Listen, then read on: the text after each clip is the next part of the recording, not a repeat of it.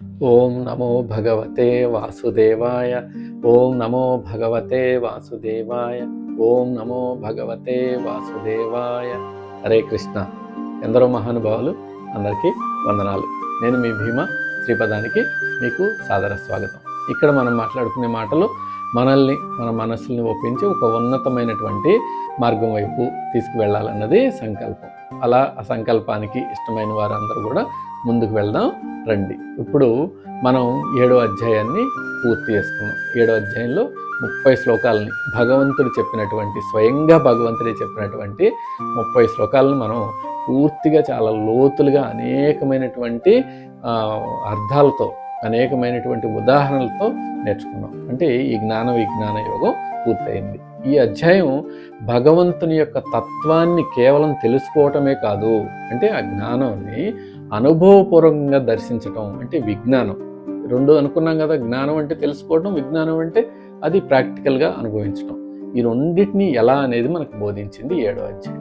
కాబట్టి ఈ మొత్తం అధ్యాయం నుండి మనం నేర్చుకోవాల్సినటువంటి పరమ సత్యాలను ఇప్పుడు వివరంగా చూద్దాం.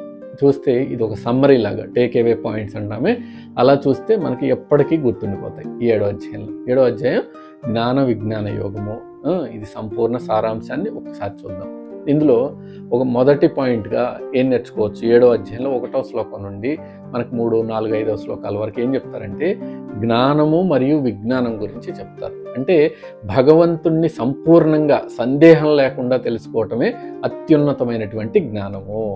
దీనిని తెలుసుకున్న తర్వాత ఈ లోకంలో ఇక తెలుసుకోవాల్సింది ఏదీ మిగలదు.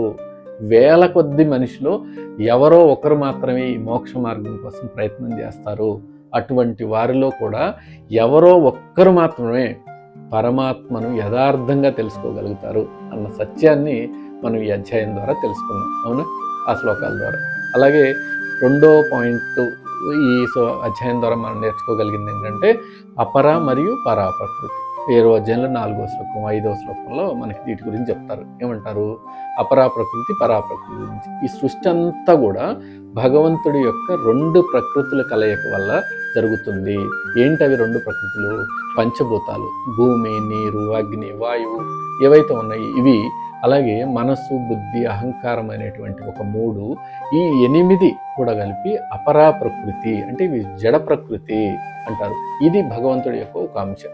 వీటన్నిటికన్నా శ్రేష్టమైనది ఈ జగత్తును ధరించి ఉంచేటువంటి జీవశక్తి, అది పరాప్రకృతి, అంటే చైతన్యం. ఈ రెండిటి కలయిక.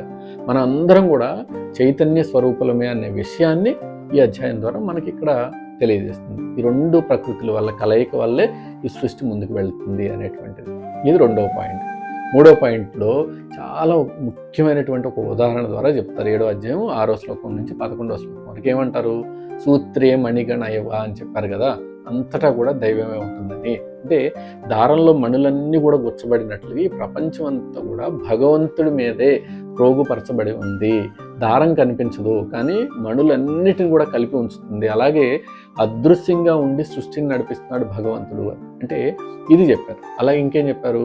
నీటిలో రుచిని నేనే, సూర్యచంద్రుల్లో కాంతిని నేనే, వేదాల్లో ఓంకారాన్ని, మనుషులలో పౌరుషాన్ని, అన్ని ఆ పరమాత్మ నారూపాలే అని చెప్పారు. అంటే ధర్మానికి విరుద్ధం కానిటువంటి కోరిక కూడా దైవ స్వరూపమే అనే విషయాన్ని ఈ అధ్యాయం ద్వారా మనం తెలుసుకున్నాం.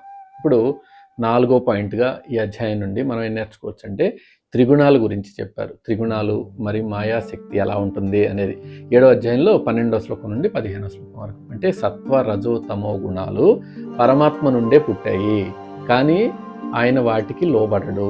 అలాగే ఈ 3 గుణాల వల్ల కలిగే మాయ మన కళ్ళను కప్పేయటం వల్ల మనం దైవాన్ని చూడలేకపోతున్నాము అనేటువంటి విషయాన్ని భగవంతుడు చెప్పారు. అలాగే ఈ మొండిదైనటువంటి మాయను దాటడానికి ఉన్నటువంటి ఏకైక మార్గం ఏంటంటే శరణాగతి. ఈ శరణాగతిని భగవంతుడు అనన్యంగా నమ్ముకున్నవారు భగవంతుడిని మాత్రమే ఈ మాయను దాటగలరు, ఈ శరణాగతి పొంది మాయను దాటగలరు అని ఈ వాస్తవాన్ని ఈ అధ్యాయం ద్వారా మనకు భగవంతుడు తెలియజేశారు. ఇది 4వ పాయింట్. 5వ పాయింట్కి ఏం తెలియజేశారు? 7వ అధ్యాయంలో 16వ శ్లోకం నుండి 19వ శ్లోకం చూస్తే మనకి చతుర్విధ భక్తులు ఎలా ఉంటారు, అందులో ఎవరు శ్రేష్ఠుడు, జ్ఞాని ఎలా శ్రేష్ఠుడు అనేది చెప్పారు. అంటే భగవంతుణ్ణి ఆశ్రయించేవారు 4 రకాలుగా ఉంటారు. ఆర్తులు, కష్టాల్లో ఉన్నటువంటి వారు, జిజ్ఞాసులు, తెలుసుకోవాలనేటువంటి తపన ఉన్నవారు, అర్ధాత్రులు, కోరికలు తీర్చుకునేటువంటి వారు, మరియు చివరిగా జ్ఞానులు, అంటే భగవంతుణ్ణి అర్పించుకునేవారు, భగవంతుడికి వారిని అర్పించుకునేవారు అని చెప్పారు. వీరందరిలో కూడా జ్ఞాని భగవంతుడు నాకు అత్యంత ప్రియమైన వాడు అని చెప్పారు. అంటే అనేక జన్మల తర్వాత అంతా వాసుదేవమయమే అని గ్రహించినటువంటి మహాత్ముడు జ్ఞాని రూపాన్ని తీసుకుంటాడు అని చెప్పారు ఇక్కడ ఈ అధ్యాయంలో. ఇలా అరుదైన విషయం ఇది కూడా. ఈ విషయాన్ని కూడా మనకి 7వ అధ్యాయం ద్వారా మనం తెలుసుకున్నాం. 5 పాయింట్లు అయినాయి.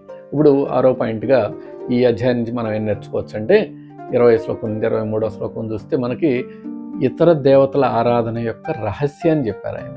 మనుషులు తమ కోరికల కోసం వివిధ దేవతలను ఆరాధిస్తూ ఉంటారు.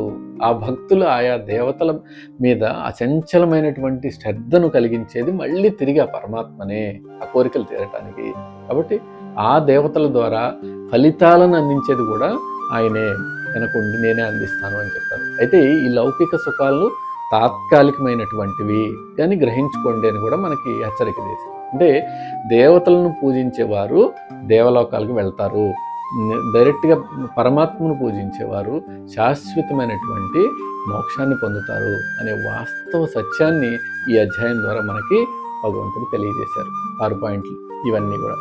7వ పాయింట్గా చివరిగా ఈ అధ్యాయం ద్వారా మనం ఏం తెలుసుకోవచ్చు అంటే ద్వంద్వ నిర్ముక్తి, ద్వంద్వాల నుంచి ఎలా విముక్తి పొందాలి, మనం అంతఃకాల స్మరణ ఎలా ఉండాలి అనేటువంటిది చెప్పారు. అంటే ఇష్టాయిష్టాల వల్ల కలిగే సుఖ దుఃఖాలనే మనకు ద్వంద్వాలు అంటారు. మనుషులు ఆ భ్రమలో పడిపోతున్నారు.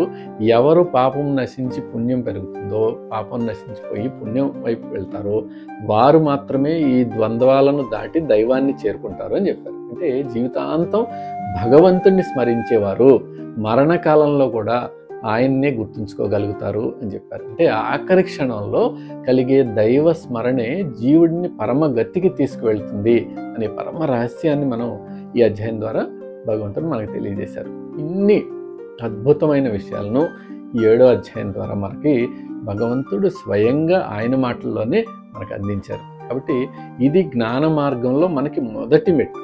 మనం బన్లో క్రీమ్లో మొదటి మెట్టులో ఉన్నాం, మొదటి మెట్టు. ఇక 8వ అధ్యాయం తర్వాత అక్షర పరబ్రహ్మ యోగం.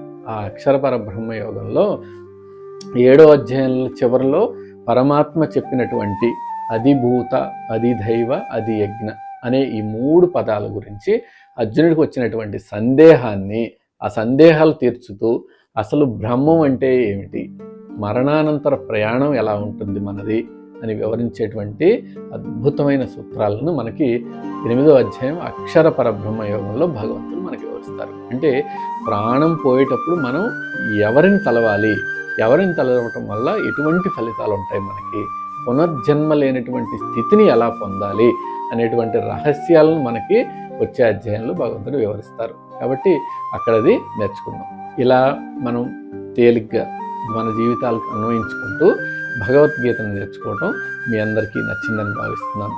ఇలా మీకు కనుక నచ్చితే మన ఛానల్ శ్రీపదాన్ని సబ్స్క్రైబ్ చేసుకోండి. ఈ జ్ఞానాన్ని మరికొందరితో మీరు కూడా పంచుకోండి. ఇలాంటి మేలు చేసిన వారు అవుతారు వారందరికీ కూడా. సర్వం శ్రీకృష్ణార్పణమస్తు. నమస్కారం. మీ భీమ.